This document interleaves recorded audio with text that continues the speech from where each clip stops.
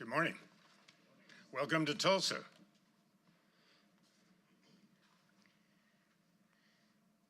It was back in the late autumn of 1965, and I was a 20-year-old Marine coming home for some of Mom's cooking. Hitchhikers were not an endangered species back then, so snagging rides was a piece of cake, especially if you were in uniform and toting a sea bag. Now, during that trek, as I rode in various cars and trucks, I heard the pop tunes of the time sung by the Temptations, the Supremes, the Beatles, Sonny and Cher, the Beach Boys, the Righteous Brothers, and of course the incomparable Bob Dylan. But I also heard a song that has haunted me forever. It was called The Coming of the Roads, and Judy Collins sang it like a sad angel. Now that our mountain is growing with people hungry for wealth, how come it's you that's a-going, and I'm left all alone by myself? We used to hunt the cool caverns deep in our forest of green.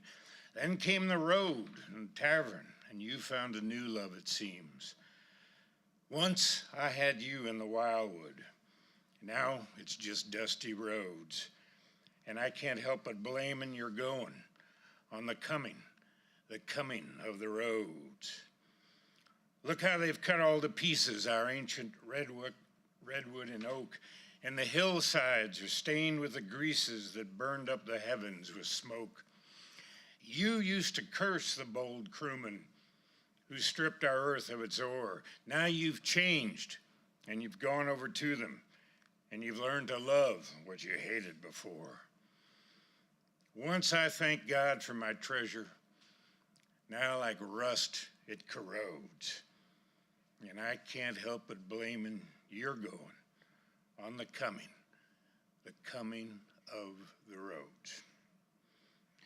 Now, it would be some time before I learned that that song, written by Billy Ed Wheeler, actually mourned the loss of a lover in an unspoiled forest destroyed by wealthy robin barons. To me, it was and always will be about the loss of my revered old roads.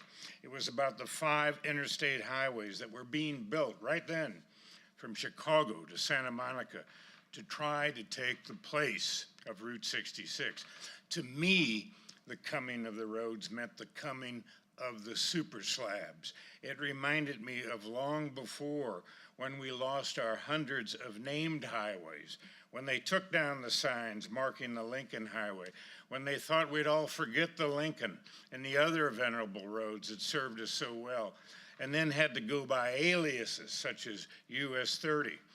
To me, the coming of the roads meant Interstate 80 and all the other interstates that slashed across the land. We all knew they were coming. We all knew they were necessary. But we also knew that they broke our hearts. That's what made me feel unhappy and empty. Once I thank God for my treasure, now like rust it corrodes, and I can't help but blaming your going on the coming of the roads. And of course, those roads, those highly touted new and improved slabs of monotony did come. They'd been coming a long time. They'd been coming all along, those interstate highways, and a lot more just like them had been coming since 1956, June 29th, 1956 to be precise. It was on that date something transpired that impacted all of us gathered here today, as well as multitudes of people living and working all along the lost highways of America, including the great Lincoln and Route 66. On that date, from a hospital room, President Dwight Eisenhower changed America with a flick of a wrist, sending it speeding down an off-ramp toward the future of an automobile-oriented society. And signing the bill that created the nation's interstate highway system, Ike kick-started a nationwide freeway construction boom. He also fueled the country's then burgeoning car culture, which helped boost family car vacations and also advanced suburban sprawl, long-distance commutes, and frontage road commercial districts laden with fast food franchises, chain motels, and cookie-cutter culture. The result of that single act literally rearranged the way people live their lives. New communities may have been born, but many well-established communities in central cities died or were badly wounded. While Americans were taken with the automobile by the 1950s and freeways were under construction in urban areas around the country, a much discussed interstate network was not funded until Congress passed the Federal Aid Highway Act of 1956. That was when Eisenhower eagerly signed that year on June 29th in Walter Reed Hospital, where he was recovering from intestinal surgery. The act, which envisioned a 41,000-mile network of smooth, fast, wide, intersection-free superhighways from coast to coast, promised to reimburse states for 90% of the cost of building the new thoroughfares. Many state officials were quickly seduced, and a highway building boom commenced that produced nearly tens of thousands of miles of interstate highways by early in this century. Every state but Alaska has them, even Hawaii, and Alaska and Puerto Rico now have freeways funded under the Interstate program. According to one road expert, the amount of concrete used to build the network could build a wall 9 feet thick and 50 feet high around the world. Don't you know those words make our president drool? Undoubtedly, the interstate highway system was the most important and grandest public works project in United States history. Proponents of highway construction in the automobile industry, particularly their powerful lobbyists, like to say that this vast system of interstates has made life and travel easier for tens of millions of Americans. They enjoy bragging that you can drive across the country without hitting a red light. But in addition to making it easier and quicker for average Americans to drive, interstates also made it faster and cheaper for businesses to move goods around the nation and led to a huge boom in the trucking industry.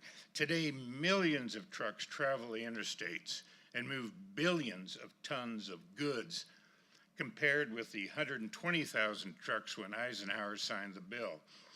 If any of you spend even a little time on Interstate 40, you quickly realize how many trucks are out there.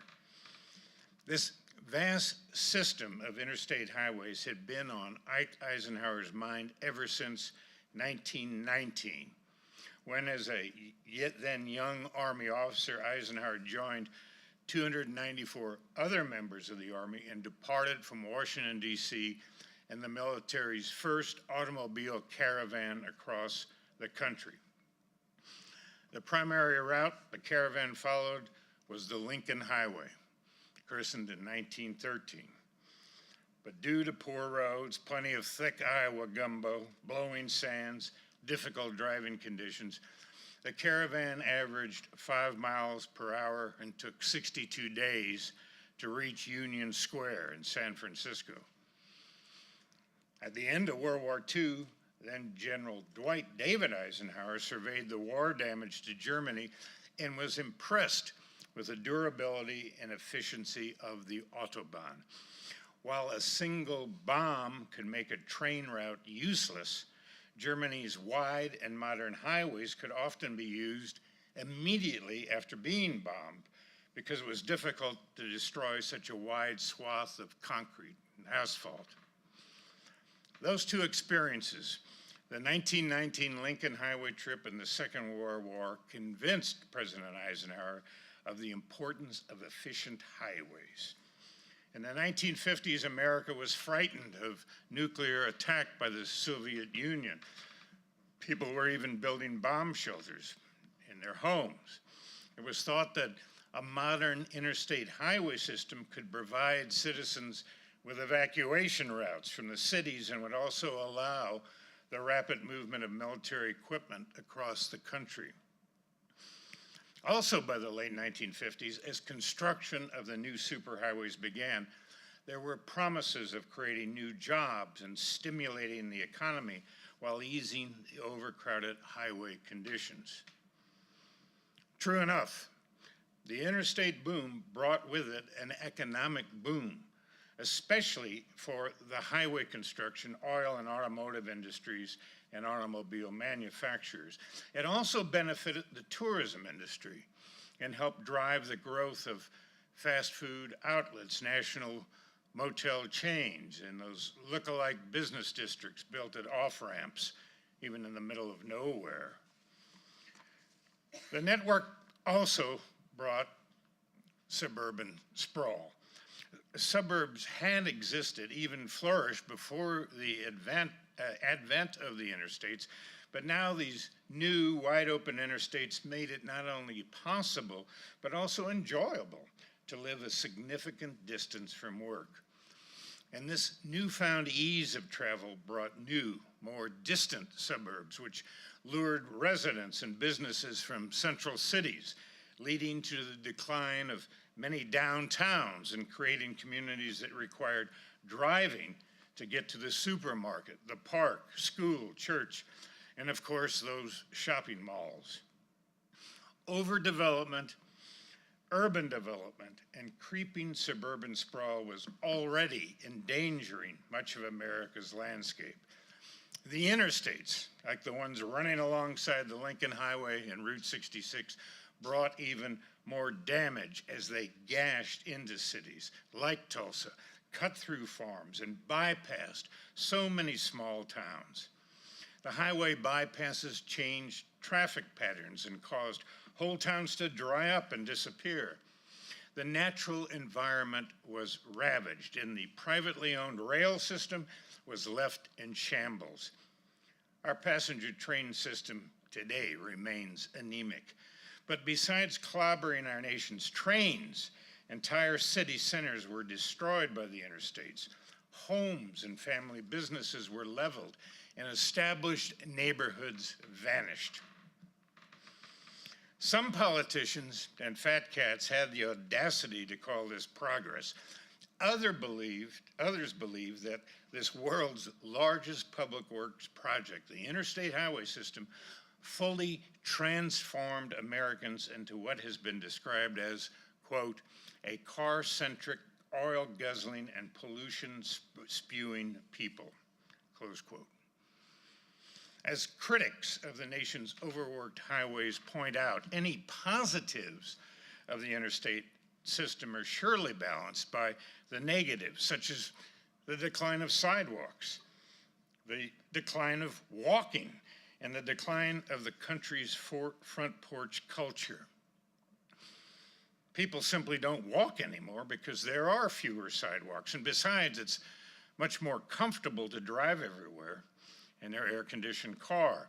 They don't sit out on front porches any longer because their houses are air-conditioned and there's television to watch. Sadly, most folks think that's much better than sitting on the front porch, gossiping with neighbors, watching the kids play, sipping lemonade, listening to the radio. My good friends, I really understand that the original Lincoln Highway, as well as Route 66, both of them and the other old roads, outlived their usefulness as practical roadways because they could no longer handle the volume of traffic. I am as future-minded as the next person is, and I do not want to dwell in the past. I have an abiding respect for the past, but I do not dwell in it. I look forward to the future, and I'm not advocating that we do away with air conditioning and TV. I happen to enjoy both. But my point is this: when we gave up those things, we lost something very important in our lives. Then again, those so-called good old days weren't always good, were they? They were good for me, a kid from Missouri traveling the highways with my family, getting to see the nation up close and personal. I knew we were on an adventure, and hopefully that evening, Dad would have the wisdom to pick a motel with a swimming pool. But those road trips on the mother road, in any other highway in the land for that matter, were not so pleasant for many, many others. If I had been a little African-American boy back then, I would not be making memories to cherish. People of color had to search for places to eat, to sleep, to gas up their cars, just to use the restroom. So I never, and you should never, romanticize the mother road. Just like all roads, 66 could be an abusive mother. The old road was a mirror held up to the nation and reflected the views, the condition, and culture of those times. Still, I miss the time when front porches used to be important. Porches remind me of the days of my youth when neighbors had time to sit and visit, but no more. With the advent of air conditioning, people no longer had to go outside to shoot the breeze, exchange stories, and communal wisdom. Everyone moved indoors to isolated, refrigerated entertainment centers, sidewalks and front porches, connected families, public squares, parks and benches, libraries, dance halls, churches, and community centers, places where people could meet. Old communities organized around reunions of all kinds, like class reunions, band reunions, club and family reunions. Now, I've been told, and I hope it's true, that the number of new homes being built today have front porches, and that's gradually increasing. And I really do hope that's true, because those porches evoke a time when people looked out for one another by looking out at the world. So maybe we've been sold a bill of goods about progress, about some progress. I grew up thinking, and still do, that progress has always bettered our lives. And that's why we associate technology with progress and improvement in the quality of our lives. In so doing, we have gone along with technological changes that have been harmful to our families, our communities, and us. Today, with the endless ribbons of concrete often clogged with commuters, travel is no longer easy and certainly not enjoyable. That hasn't stopped the development of far-flung suburbs or the willingness of people to live in them while working far away. But the biggest impact of the interstate system, historians and some critics say, is that it has created a nation in which a car is necessary and public transportation is often dismissed as an undesirable alternative to driving, and also an economy that's dependent on oil. And even with rising gas prices, that mentality drove the interstate boom. And it's hard for many people to shake, say the critics of sprawling development. After so many years of wear and tear, the interstate system has gone through its midlife crisis. For so long, many highway engineers say that the interstates are crumbling beneath the crush of ever-increasing traffic. So the conventional solution to traffic jams is what? To build more roads, which promptly fill up with more cars.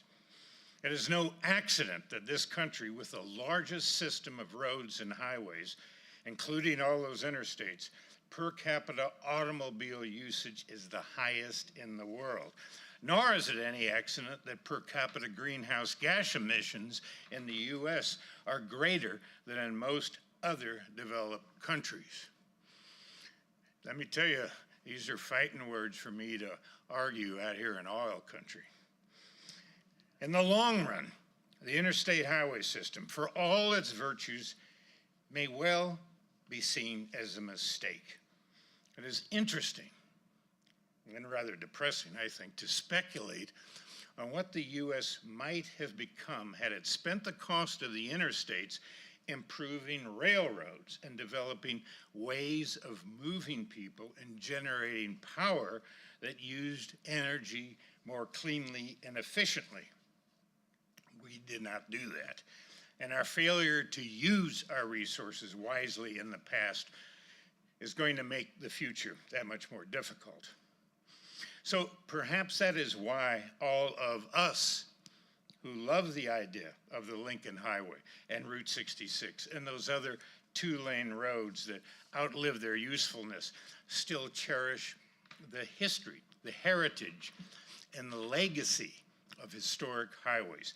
That is why I turn to the old, scarred roads for enjoyment and pleasure, and maybe for answers that may never come. We turn to those old roads because they give us a sense of community.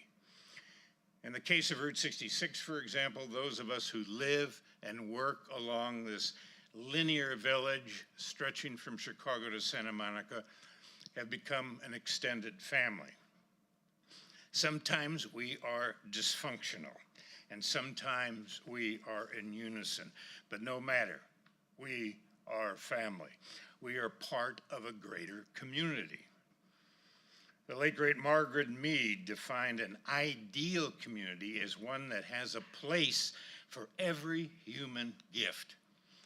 Mead explained that an ideal community would somehow keep the best of the old ways and add the best of the new. Such a community would have a mixture of races, generations, and viewpoints. People in the community could enjoy the intellectual and cultural stimulation of cities and the safety of friendly neighborhoods. We'd have privacy and also front porch visits and potluck dinners, freedom and civic responsibility. All the adults would take responsibility to help all children. We would have connection without clannishness, accountability without autocratic control. The ideal community would support individual growth and development and foster loyalty and commitment to the common good. Is that what we have? Not even close. But if it's not what we have, that is exactly what we all need to strive to achieve, and it can be done. We have to put aside our differences, petty jealousies, regional divides, and join together as one to make sure that there will always be front porches and sidewalks and old, twisty roads that go right through the heart of town. Change and growth can be very good, but it is important to protect and preserve our past in the here and now so we can enjoy a bright future together. That is what the old roads offer. They are forever and always the free roads, and just their names alone are magic. I know that's why I travel the old roads, the crooked roads, those roads of genius that truly expose America before the nation became generic. Each time I do, a flood of memories, both bitter and sweet, keep me company. That is when I think of that Judy Collins song, The Coming of the Roads, I talked about. I know exactly when I heard that song for the first time. I was that young hitchhiking Marine I told you about at the start of the talk. The song came on the radio just as the pickup I was riding in pulled into Glen Rio. Whenever I drive Route 66 to this very day, I always stop there. I pull off the super slab and cruise into all that is left of a windswept town that will forever straddle the border of New Mexico and Texas. Time has passed Glen Rio, but I never do. I stop to pay my respects to the town and to all the people who live there, worked there, died there, or just paused for a bit of comfort. It was once a bustling railroad hamlet and later a noteworthy stopping place on America's main street. Glen Rio was left high and dry years ago when Interstate 40 bypassed the place, forcing businesses to close and people to move on. It's now a ghost town in the making. Not that Glen Rio was ever a metropolis, even at its peak during the heyday of Route 66, the town was only a cluster of stores, eateries, filling stations, frame houses with a population of less than 100. It seemed much larger to me because of the constant stream of tourists and truckers who paused for a hot meal, a cold drink, a tank of gas, a bed for the night. Glen Rio used to be as busy as a noontime greasy spoon. It started out as this farming community in 1903, and by the next year that railroad station was established, and the town bustled with cattle and freight shipments. From 1910 until 1934, the border town prospered and even supported a newspaper, the Glen Rio Tribune. By 1920, just 6 years before the birth of Route 66, Glen Rio had a hotel, a hardware store, and a land office. Years later, when John Ford made The Grapes of Wrath into a motion picture, some scenes were shot at Glen Rio. But now those glory times are long gone. Nowadays, more dogs than people live there. The town that's in 2 states has evolved into an oasis for tumbleweeds and road runners on the prowl for reptile suppers. But in spite of that, travelers still pause to pay their respects. They reflect on what it must have been like when the State Line Bar sold whiskey, beer, and gasoline, and the Little Juarez Diner and the first in Texas, last in Texas motel and cafe were humming. Back when life in Glen Rio was sweeter than truck stop pie, back before grass poked through the pavement, back before buildings turned into derelicts and the ghosts moved in. I, for one, do not mind those ghosts. Many of them are old friends. And that is why I come to Glen Rio and to the other towns along the Mother Road that time has forgotten. To me, these places are as important as the many Route 66 towns that are still perking and serving up hospitality to generations of new travelers from literally around the world.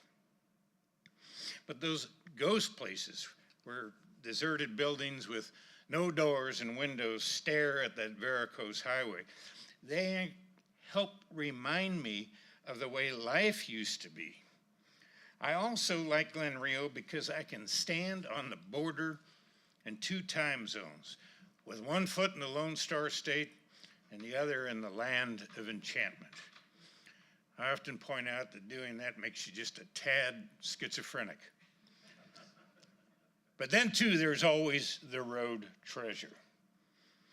Stained menus, yellowed gas receipts blowing through the weeds, broken coffee mugs, bottle caps, dead spark plugs hiding in the dust. In the past, I found a trucker's daily logbook, ceramic shards of bygone times, and newspapers as old as I am. And I recall a special day at Glen Rio with a posse of some biker friends. Once again, I went hunting remnants from the past, and I found just what I was looking for inside a row of empty tourist cabins. And crammed inside an envelope were canceled checks.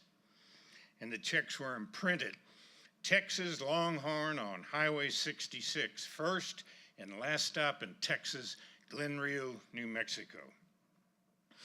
And these checks were dated in the 1960s, back when I visited Glen Rio as that hitchhiking Marine. And I can recall that evening coming into Glen Rio, and the town was bright and shiny. It was late at night, all kinds of people, tourists, salesmen, truckers, servicemen, stopping to refuel themselves and their vehicles. It might as well have been midnight, and it looked like a mini Times Square. Homer Arisman, good old Homer Arisman, signed every one of those checks that I held. And I remembered him too, back during those glory times of the Mother Road. He owned and operated various businesses in town, including a service station, cafe, and tourist court. His wife also ran the post office. My old pal, Delbert True, a Texas panhandle rancher, told me that when he and his dad were moving cattle and passed Glen Rio, they always stopped to have some of Mrs. Arisman's wonderful pie. Delbert said it got to the point that when they walked into the cafe, the waitress just smiled and cut a coconut cream pie in half and placed the halves before the two men. I also remember that pie and how good it was. Tasting good, washed down with ice water and coffee. The Arismans were there in Glen Rio when the road was being paved in the early 1930s. The workers slept in tents alongside the road, and they made 30 cents an hour. Homer and his wife fed those highway crews 3 meals a day, all they could eat family style for $1. During the bad times, when flocks of Okies and Arkies and Dust Bowl pilgrims came through town, the Arismans never turned anyone away from their cafe, even if they had no money. Occasionally, Homer used to say destitute diners even came back to Glen Rio when they got on their feet and paid what they owed. And now here I am. I'm standing in the remains of Glen Rio, clutching Mr. Arisman's checks. And they were made out to Armour and Company and Coca-Cola, to a company in Amarillo that repaired the ice machine, and to grocers and utility companies, various vendors and suppliers that kept his place humming. So I thumbed through that stack of checks, and then I reached the real treasure, the payroll checks. And they were made out to the fry cooks and busboys and the waitresses. And some were advance salary checks to tide those women over.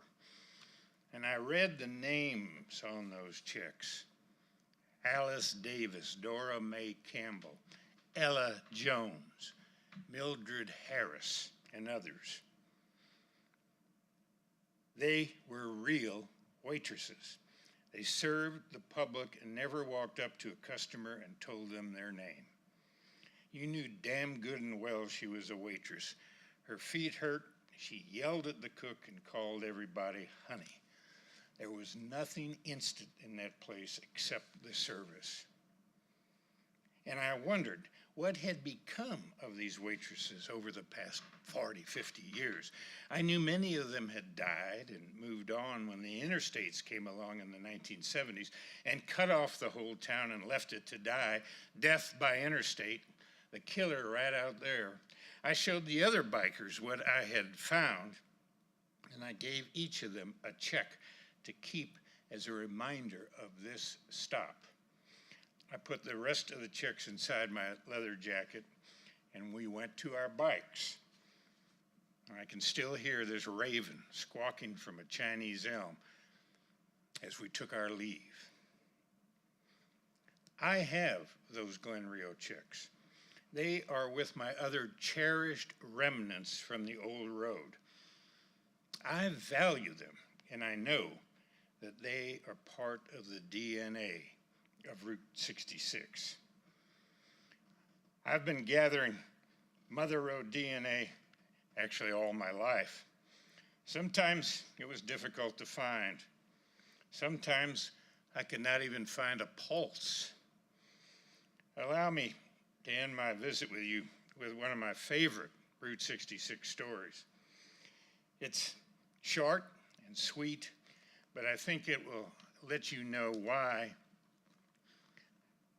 Route 66 is so important, why I had to write that book, and why the road is alive.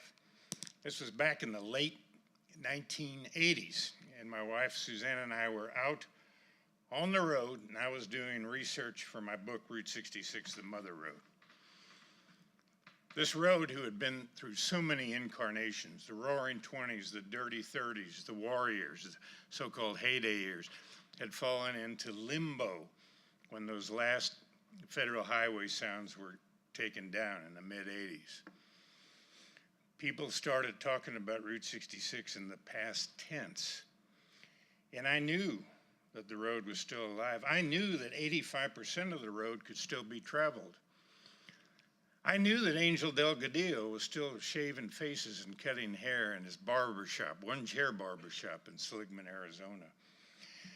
I knew that Ted Drews was still dipping frozen custard with all those yellow-shirted teenagers up in St. Louis.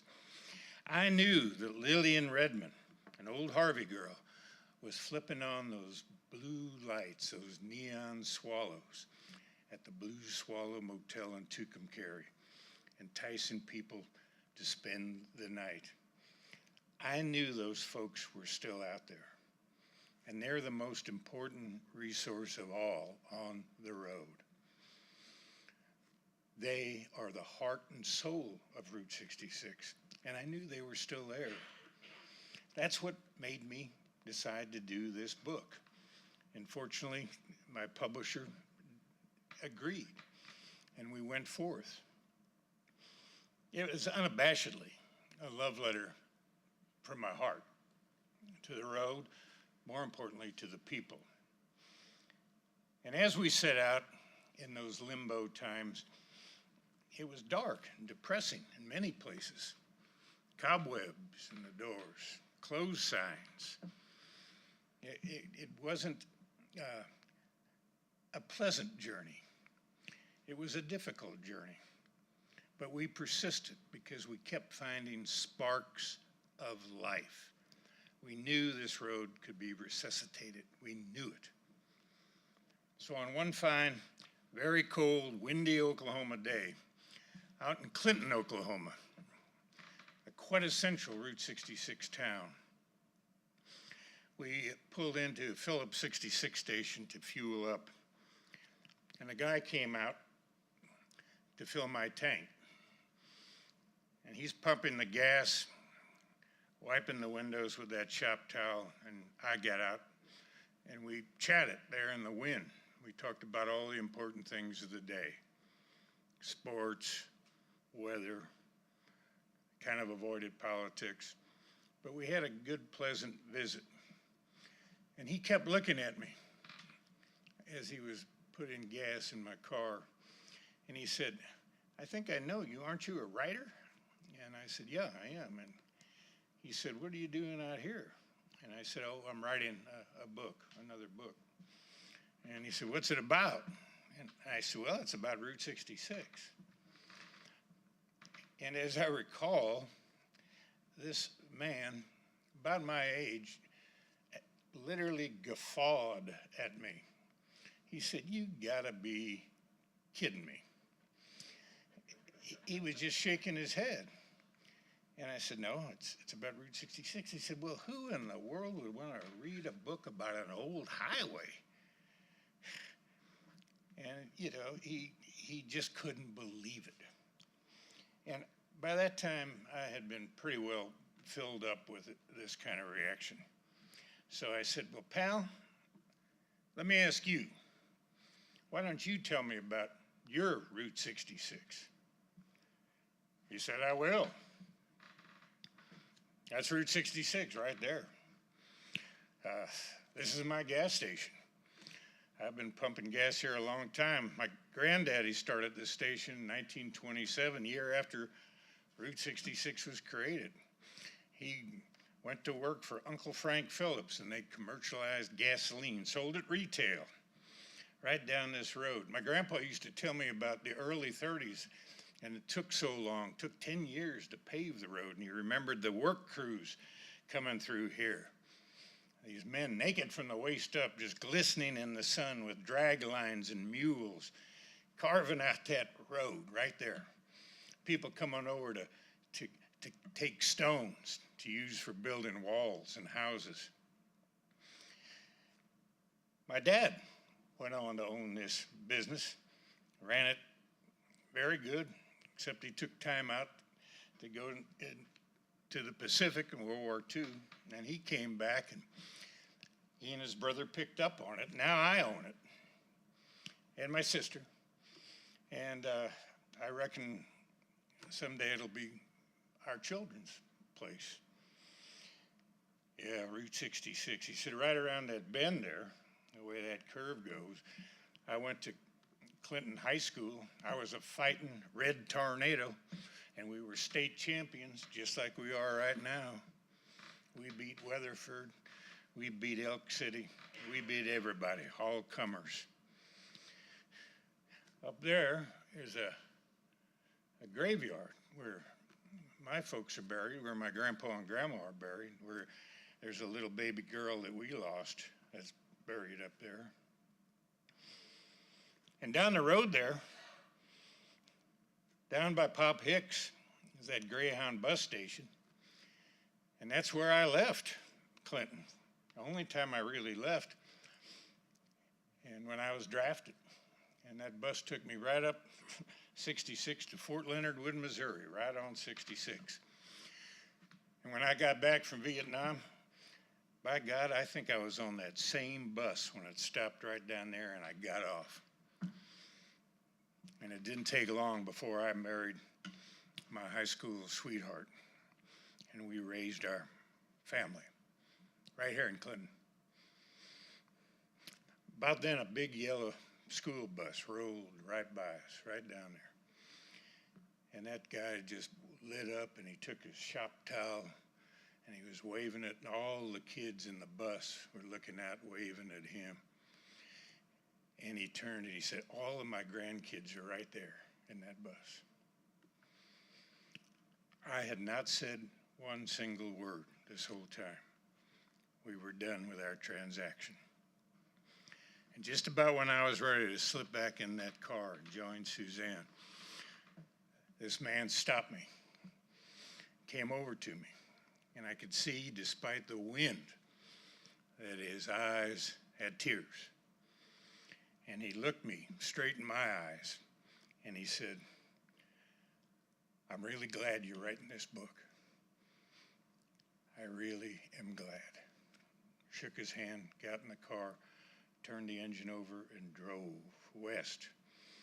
And I had gone about 200 yards when this feeling washed over me, a feeling that I have to this very day, that road would never die. I felt it in my heart and in my bones. And that's exactly what happened. The road is alive. Thank you.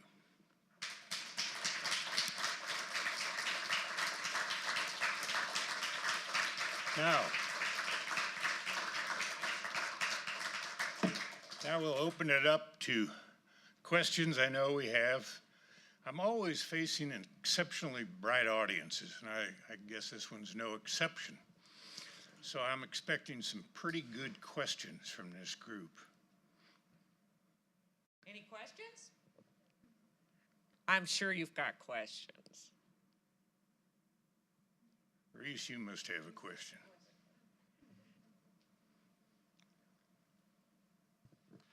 Are you still doing tours of Route 66? Well, unfortunately, I'm not, because in the early days after the revival started, my wife and I led several tours. We led 2 big tours for the National Trust for Historic Preservation and led 2 other really great tours for the Smithsonian Institution. And then we led 2 historic tours for Harley Davidson for the company.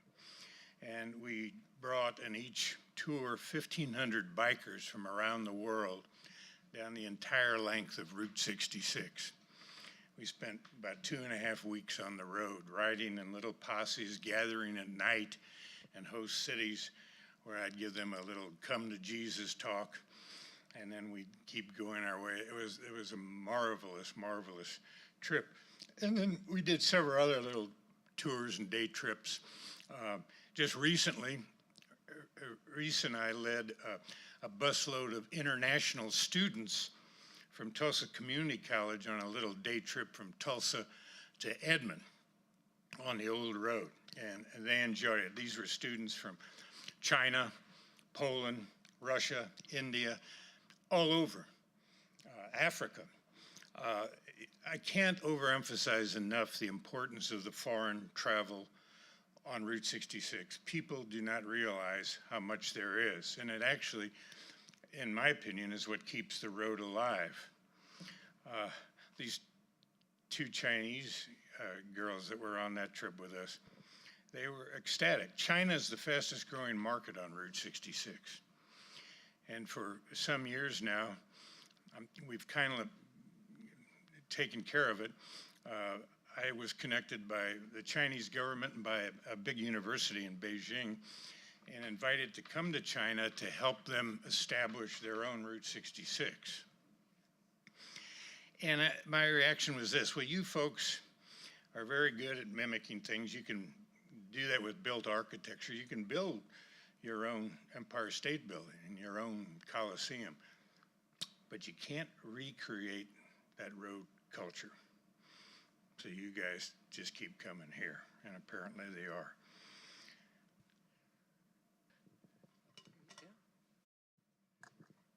Hello, Michael. Hi. I consider you the father of the revitalization of Route 66, to be sure. And through these years that you have been traveling the road, knowing the road as you do, riding of the road, what would you say are some of the biggest successes that you've seen in terms of preservation of the architectural backbone of the road, structure of the road? What have been some of the greatest successes through the years and some of the remaining challenges? Very good. Well, a lot of the successes, and I know she's prone to avoid any kind of limelight or compliments, but a lot of the successes come from the woman that just asked that question. That's Kaiser Barthuli, the head of the Route 66 Corridor Preservation Program with the National Park Service, who has been a tremendous asset to the road. That program alone has funded so many preservation projects, not only bricks and mortar, but other things as well, like even a drama that the students from Northern Arizona University created, sort of a stage musical about Route 66, a program to record the history, the narrative from people down on the road. It's just a fabulous program, which it was, I think it was the last legislation Bill Clinton signed before he went out of office. And somehow it's bounced along all these years through lots of different enemies, including some of our elected officials in Oklahoma. And one of the chief ones is fortunately gone. But it is going to, and Kaiser will talk to you about this, eventually sunset. So, but there are mechanisms in place to, you can't really take, you're not going to take Kaiser's place, but you can absorb some of that work from that program. But the other successes come from just grassroots people who have had the wherewithal and the gumption and the vision to take an old crumbling business or building and bring it back to life, often through repurposing, but bring it back to life without destroying the bones, without destroying the integrity of that building. All kinds of examples of that. Yes, we have had a lot of loss. That's always going to be the case. You know, you have loss, you have gain. But the gain has been terrific.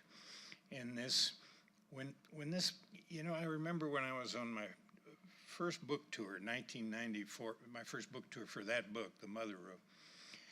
And I was, people were coming out from all over. We did a tour up and down the road. My publisher had to go back to press it 4 times. It was all over. New York Times, LA Times, BBC, Good Morning America. And reporters would ask me, are you surprised by this reaction? And at that time, I said, no, not really. I know there are other people like me out there. But it wasn't long before I did become surprised. And thankfully, I'm still surprised to this day by this growing interest in the road. Another big success is we finally have gotten through to a lot of the bureaucrats. And that took some doing. There were times when I thought I had to revert to my old Marine ways and go into a city hall or a Capitol building with a 2x4 and set things straight. But I never did. I acted more like an embassy Marine.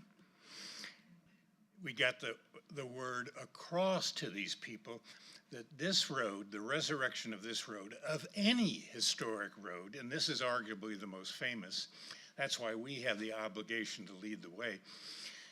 This means it puts vehicular traffic in your state, in your county, in your city, in your town.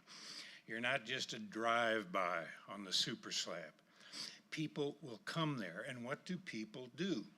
They have to eat, they have to drink, they have to sleep, they want to see places, they want to see the sights, the man-made sites, the natural sites. They're going to spend time there.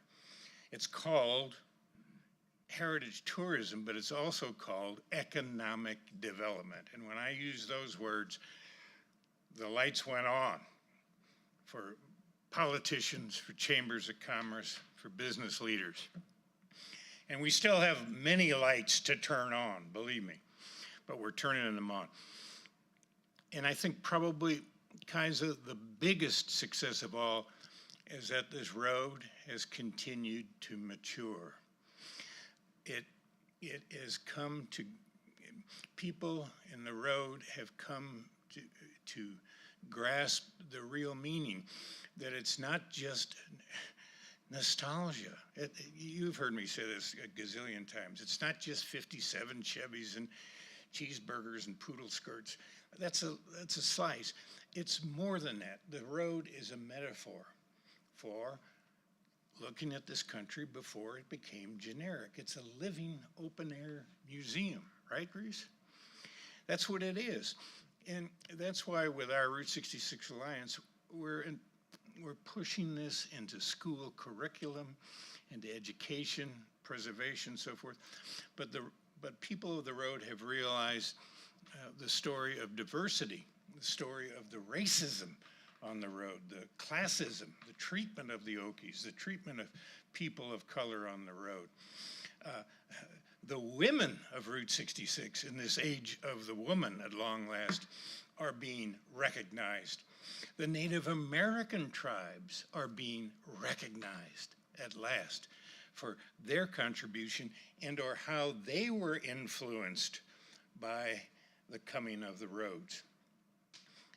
And so for that, I applaud Route 66 and all the good road warriors out there.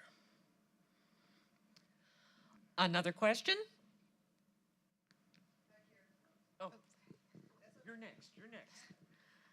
Hello. So I was wondering, as someone who has spent so much time examining our relationship with Route 66, if you have any ideas or theories about how self-driving cars might alter our cultural relationships with roads in the future. That's a great question. Well, you know, you heard me during my talk. First of all, I'll qualify this. I am not opposed to technology. I'm really not. I'm not a very technical person. I'm just starting my 20th book. I've written all of my books on a computer. Each one gets a little bit better. I'm no longer, I used to be fearful of that computer as the IRS. But I know how to research and write on the computer. That's all I can do. That's enough. I have the latest iPhone. I've got all that gadgetry.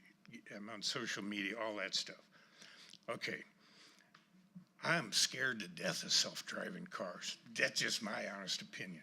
I can't imagine that. And I can't, it's hard enough for Americans to part with their cars now and contemplate, which would be grand if we can ever contemplate a carless world. That is definitely down the line. But I can't imagine,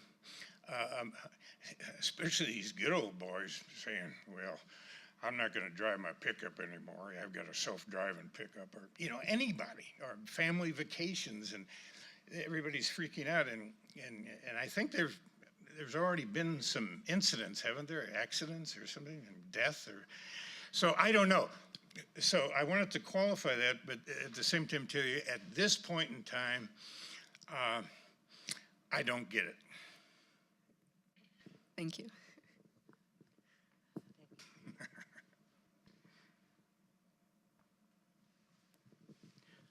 Hi, I'd just like to thank you for inspiring us with Route 66. My wife and I have lived in Oklahoma City, right off Route 66 for many years, and we read your book and looked at it, and we thought, we're right here, Route 66, Highway 77 that used to go border to border, Highway 62 that goes border to border, and we thought, we're in Oklahoma City, why not go travel all these highways? And so as soon as our kids were old enough, we said, what weird goal would you like? And they said, we like our road trips. So each summer we blocked off 2 weeks, 5,000 miles, and we decided to drive from Oklahoma City in a purple Plymouth minivan, a Grand Voyager, which great name. And we hit all 48 states, District of Columbia, all 5 Great Lakes, the coast, 8 Canadian provinces, 130,000 miles of road time based on your book. And we just had a great time. And so thanks. I think the 9th state of Route 66 is the mental state of getting in the van and heading out. So thanks very much for that. So. Yeah. We have an old pal in California who says that the 9th state is a state of mind. Yeah. Hi. I just want to thank you also. I love your interviews. You're so lyrical and poetic, and that's just like the Mother Road is to me as well. So you bring it to life like no other. And to emphasize your point about all the students. I had a foreign exchange student a few years ago from Argentina, and I asked him, okay, we've got 2 weeks. What do you want to do? And without hesitation, he wanted to get on Route 66 and go see the Hollywood sign. So we did, and we took your book along and just had a great time with it. And my question to you is, what off the beaten path roadways are there now that need discovering? Well, there are lots of them. There used to be at least a couple hundred named highways in this country, and a lot of them are still around. I did another book about the Lincoln Highway, created in 1913, that runs from Times Square to the Golden Gate through 13 states. And the Lincoln Highway has a very active association, national association, and they do a very good job, and they have chapters in all those states. People are always asking me to compare the 2 roads. I call the Lincoln the Father Road and the Mother Road, and there are some obvious similarities depending on the period of time with either the commercial archaeology or the existing sites along the road from those periods. In fact, the Lincoln it crosses 66 up in Illinois, but 66 seems to have more sizzle. And the people of 66. Now, I belong to the Lincoln Highway Association, if any of you do, and I'm not downplaying. They're a little more very serious about the road, which is good. And they're talking about precise alignments and this and that, and they're very nice people. But Route 66ers has a whole branch of it that are nothing but wonderful, unadulterated, eccentric characters that are nurtured by the road. And I know this full well because a few of them I've helped create. And it's a matter of the timing of that road when it came along in the roaring 20s and the path it took across 2/3 of the continent, anchored by these two big cities along the way. But there are other roads. There's the Jefferson Highway. And they have a big association. And there are even smaller roads that don't have an association, but maybe should. One that comes to mind, it's maybe some of you have been on, is the Tamiami Trail across the Everglades. Starts in Little Havana and goes straight across the Glades, some amazing stops along the way to Naples. Naples is about as different from Calle Ocho as, I don't know what, but it's a great journey. There's a little road that I like so much in northern New Mexico that I've written about since the 60s. It's known locally as the High Road to Taos, a back road that goes up into the Sangre de Cristo Mountains to that necklace of Hispanic villages where they spoke the language of Cervantes, and comes in to Ranchos de Taos that way instead of going up through the gorge. So there are little roads, there are big roads, there are named highways. There are lots of roads out there, and all of them can teach us so much and give us so much pleasure. But they're really tailor-made, not so much for tourists. I mean, I encourage tourists to go out there, but they're ideal for travelers. And you know the difference. Tourists tend to leave home and take home with them. They get to Paris, they get to Rome, they get to Tokyo, and the first thing they do is look for the Golden Arches. And they're not risk takers. And you got to be a little bit of a risk taker to do an open road trip on an old twisty road. That's part of the whole story. It's the adventure. That's what makes, the journey part of that, a big part of the adventure as opposed to the destination. Thank you, Michael. Thank you.